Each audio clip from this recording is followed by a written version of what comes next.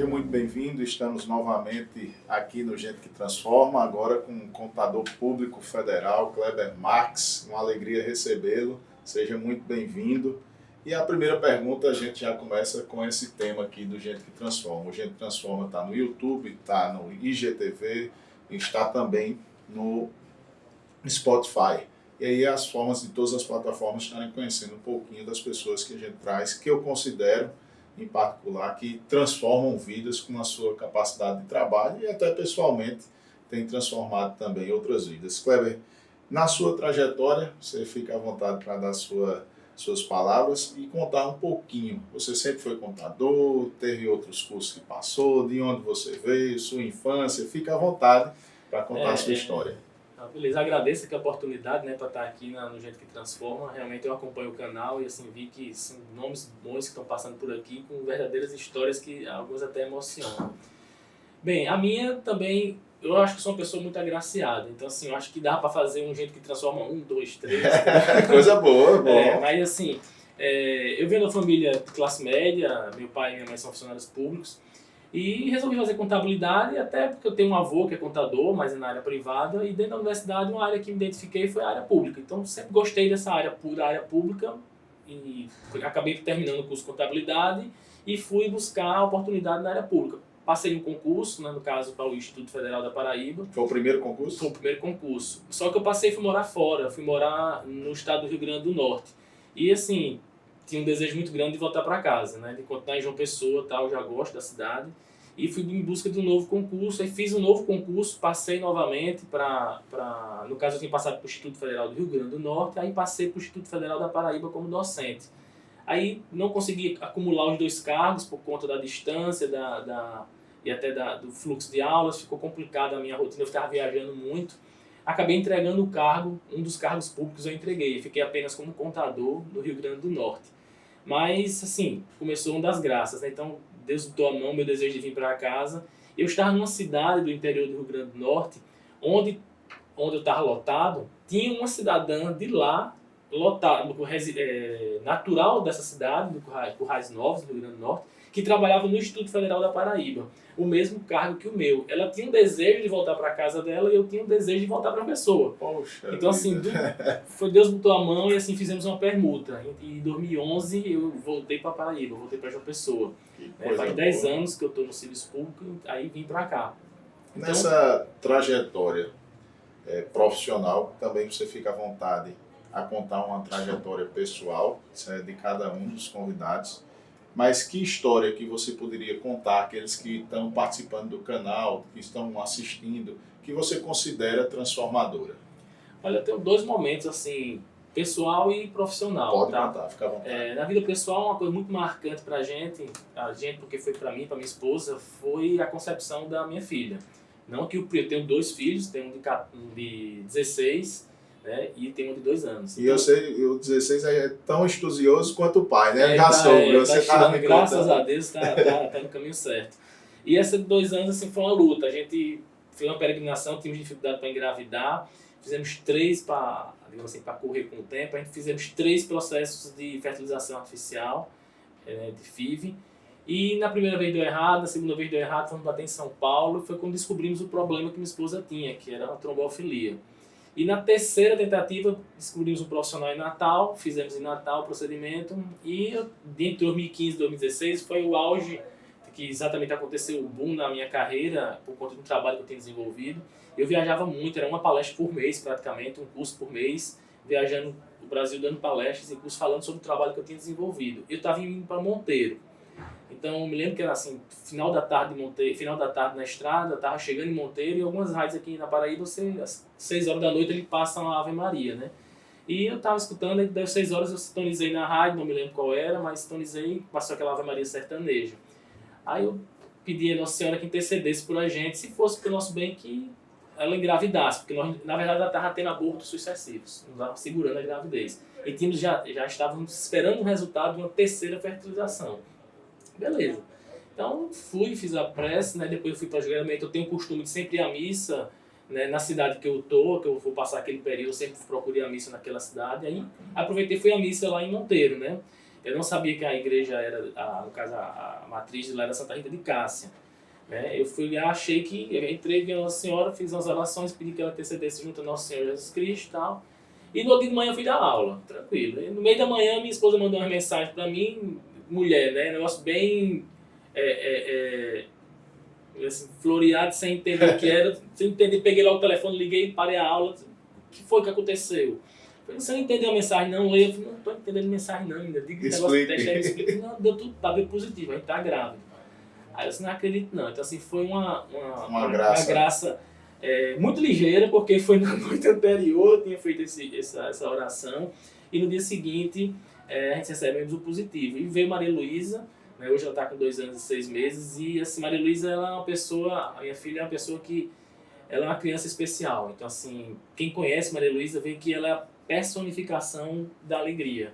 Então não tem como a pessoa ficar triste junto dela, entendeu? Não tem. Olha só, Kleber é um contador reconhecido nacionalmente, ele vai contar alguns trabalhos transformadores que ele fez na área pública, mas o que mais marcou o coração dele, percebam, é o nascimento da sua filha, né? Ou seja, a concepção, né? Ter os seus filhos ali perto.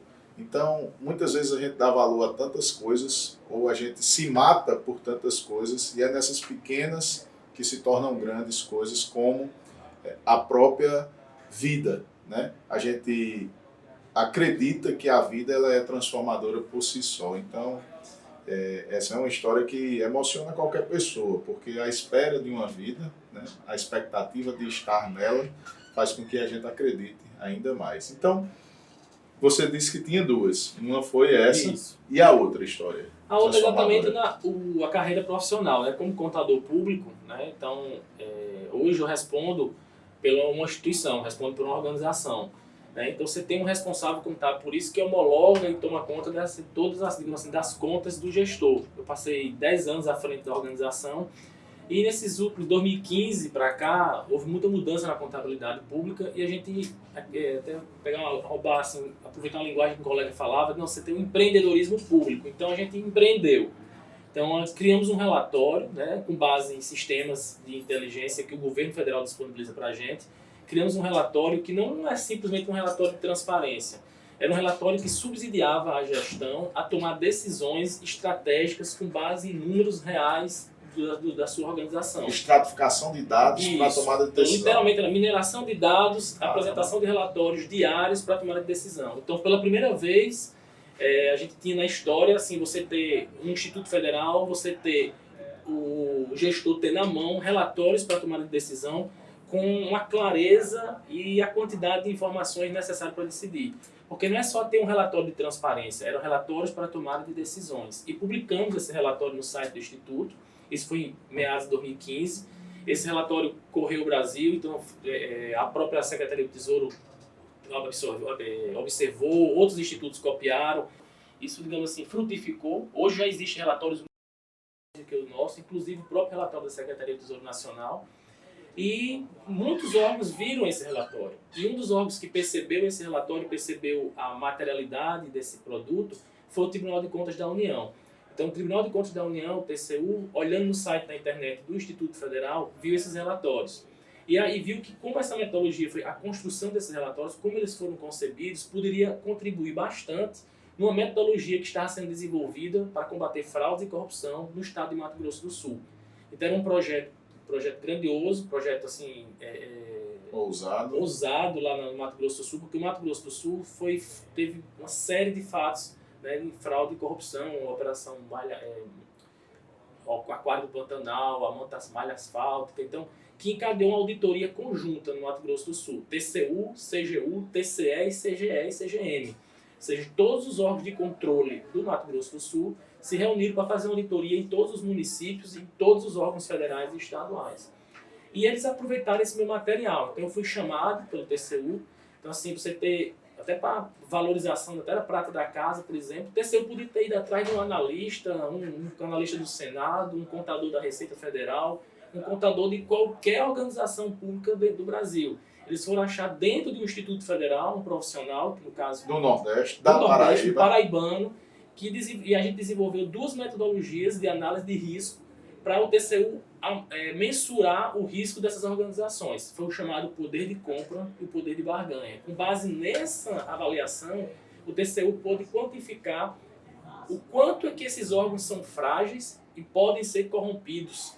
E como vai se tratar isso aí. Foi uma auditoria preventiva. Esses estudos estão em algum site? Então, esses estudos exatamente. Esses estudos, até toda a fase de pesquisa, foi uma pesquisa que a gente demandou uma pesquisa com mais de 27 instituições, com 5 anos de análise de dados, análise de dados na base de 5 anos. Então, todo o relatório foi publicado e entregue ao TCU, a parte sigilosa, e a parte do trabalho em si, a pesquisa, a gente publicou no blog. Quando isso começou a crescer... É o blog? Em 2015, em 2017. Para eles acessarem. Isso, o www, né? CKM, contador Kleber Marques, ckm.blog.br.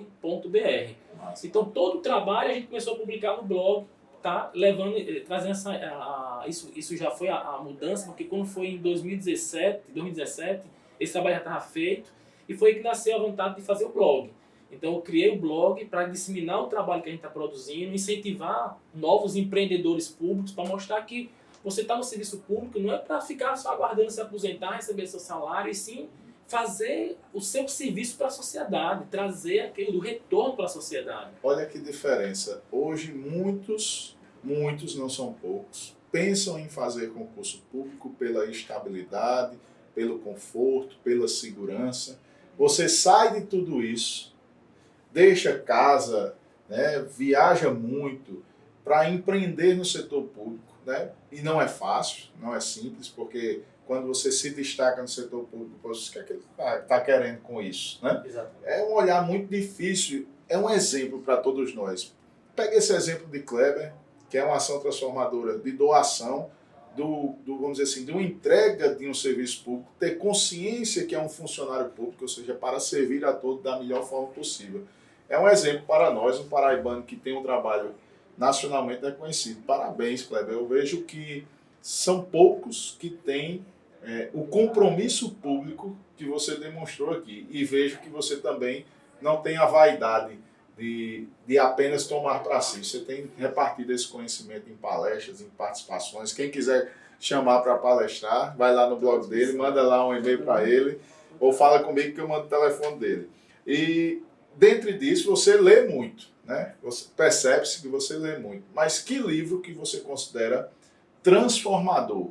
Né? Que livro que você leu que transformou a sua vida? E aí você fica à vontade. Recentemente eu li um livro que encaixou com um processo que eu estava passando. Então, a gente, dentro desse turbilhão de informações, desse boom profissional, dessa carreira, passamos por alguns... Todo mundo passa e passamos por alguns a gente se acomoda e o mundo vem e nos desacomoda novamente. E um livro bem interessante, né, que me fez refletir, né, e voltar digamos assim, ao centro, que hoje a gente às vezes bota o centro no trabalho, bota o foco, hoje se fala muito em foco, né? Temos que focar, mas na verdade o foco a gente deve ter, primeiramente, buscar as coisas do alto, né? Um foco em Deus, que o resto ele se completa. Então eu li um livro recente, até do pastor Sérgio Queiroz, que é Gloriosas Ruínas.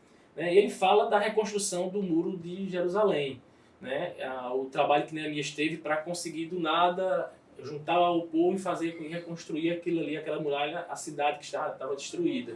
Então você saiu de um caos para começar a tentar ter uma nova ordem. Mas a visão é que você às vezes tanto que o livro próprio nome é Gloriosas Ruínas, quer dizer, você tá no pó e aquilo ali é bom, porque é a chance de você reconstruir da forma correta, da forma, mais uma vez, focar no que é o correto. Então ali o centro, naquele momento que Jerusalém foi destruída, então o foco dela estava em outra coisa. As pessoas estavam tendo culto a outros deuses, né? Vários deuses que não eram o Deus correto, cultuando deuses diferentes, então assim, diversos, e acabou, a cidade precisou ser reconstruída. Então assim, isso veio para mim no momento de eu perder o foco, eu vejo como na própria história bíblica já tem, digamos assim, heróis, direcionamentos para isso. E foi isso que eu comecei a voltar, né? Vou realmente botar minhas coisas na mão de Deus novamente, entregar o que ele tem que fazer, porque o resto vai acontecendo naturalmente, sabe? As coisas vão chegando, você vai confiando E, como disse o colega, mas fé é feito assim, você entra com o pé e depois Deus bota o chão, sabe? Com certeza. Então, foi mais ou menos assim que o exemplo que o livro passa e que eu tentei buscar nesse momento. Então, um texto muito bom. Ou seja, buscar em primeiro lugar o reino dos céus e todas as suas outras coisas serão dadas em acréscimo. Isso é que é lição. Kleber, com 20 anos de idade, que conselho você daria a si próprio? Rapaz, eu com 22 anos de idade, eu tive uma trombose, tirei 1 metro e pouco de intestino, abri o pescoço até a virilha, entendeu? Assim, o pessoal fala que aquela facada do Bolsonaro abriu assim para mim, parecia uma facada daquela. Então, tudo por conta de estresse, né, de ansiedade, né, e assim, revivi novamente. Você tem uma trombose mesentérica, quem conhece, Meu Deus, não tem outra saída, tem que ter morrido. Então, acho que hoje eu diria realmente que, primeiro, que a ansiedade não leva a nada, esse estresse não leva a nada. E que se lá atrás eu estivesse pensando como hoje, ou seja, botando minhas coisas na mão de Deus, me preocupando mais em focar no Senhor, esperar que Ele haja pra gente, acho que eu não teria passado alguns perrengues que eu passei lá atrás. Então, se pudesse mandar esse recado lá, entendeu? É o que eu digo hoje, pelo menos para os meus filhos, para o meu filho. A minha não tem idade para escutar isso ainda, mas é o que eu digo para ele hoje. Então, coloca as coisas, faz tua parte, coloca as coisas na mão de Deus que Ele vai, Ele encaminha. E para a gente concluir, eu sempre faço a mesma pergunta a todos que estão aqui. Você escolheu João Pessoa, ou seja, estava em Rio Grande do Norte, voltou para João Pessoa porque ama essa terra. Em sua visão de mundo, em sua visão de cidade, você tem várias experiências. Mas o que é que você gostaria que não enxerga hoje para ver João Pessoa daqui a 10 anos? Como é que você gostaria de ver? Qual a sua visão da cidade daqui a 10 anos? Assim, hoje, nunca eu não tive a oportunidade de ser gestor público, tá? Mas eu estou há 10 anos no serviço público, gerindo máquinas públicas, certo? E a gente vê muito pouco profissionais da área pública. Então, existe curso de gestão pública, existem gestores públicos profissionais, e a gente fica triste, assim, eu vejo uma cidade, João Pessoa cresceu muito, todo mundo que vem depois de um ano volta, vê que a cidade cresceu muito, mas acho que a gente não vê em João Pessoa, eu não sou tão velho assim, essas obras, as grandes obras que tem aqui em João Pessoa são obras que já tinha feito quando eu tinha nascido, mas, por exemplo, o viaduto da Márcio Franca. Eu acho que a última grande obra que foi feita em João Pessoa foi uma obra estruturante, por exemplo, um corredor, uma obra de mobilidade, acho que foi a Tancredo Neves. Então a gente não tem uma mobilidade urbana em João Pessoa que você consiga ligar pontos estratégicos da cidade. A gente sai cortando bairro a bairro e você acaba demandando muito tempo. Então, assim, a gente não vê obras, por exemplo, tipo um túnel passando por debaixo das pessoas, ou então uma coisa que ligue a orla inteira em 2 vias expressas, como fizeram agora recente no Rio de Janeiro, um túnel por debaixo de tudo lá. Então, assim, acho que a gente precisa de uma obra estruturante. E para isso o gestor ele tem que pensar para daqui a 20 anos. Não adianta construir, abrir um... Pensamentos, eleições, pós-eleições. Isso, e pensar em 4 anos, vou abrir essa via aqui, e a população está crescendo, tem pessoas vindo morar em João Pessoa, tá? Pessoas se aposentam e vêm morar aqui, então a cidade tem um crescimento vegetativo natural dos pessoenses que vão nascendo, né? Sim. E tem um migratório, a galera está vindo morar aqui e achar que a cidade é maravilhosa. Só que depois, daqui a pouco, a gente vai começar a pagar um preço pela cidade ser maravilhosa. É verdade. A gente tem que cuidar da cidade. Isso aí tem que ser pensado, os gestores têm que começar a pensar isso com longo prazo. Então, Kleber, é uma alegria imensa recebê-lo, agradecer. Deixe sua mensagem final, seus contatos, se você quiser novamente repetir o blog, mas seja muito bem-vindo. Eu tenho certeza que você é uma pessoa que tem transformado o setor público para melhor. Eu tenho assim, um recado assim, eu tenho comigo, você falou a questão do serviço público, eu tenho uma frase, tá, que inclusive está lá no blog, no meu blog é o ckm.blog.br, ou então klebermarques.com.br, você vai achar o blog.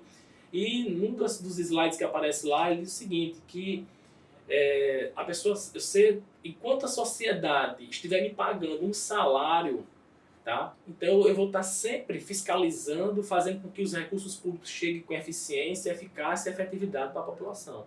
Que esse recurso realmente seja atingido seus resultados. Então essa é a missão de um contador público, é zelar para que o gestor execute os seus recursos com eficiência, eficácia e transparência. Então a sociedade me paga um salário para isso. Enquanto eu estiver sendo pago pela sociedade, é para isso que eu estou trabalhando. É para isso que vocês estão pagando um funcionário público, para a gente zelar por isso. Meu irmão, muito obrigado. Eu que agradeço a oportunidade. Seja sempre bem-vindo. Obrigado.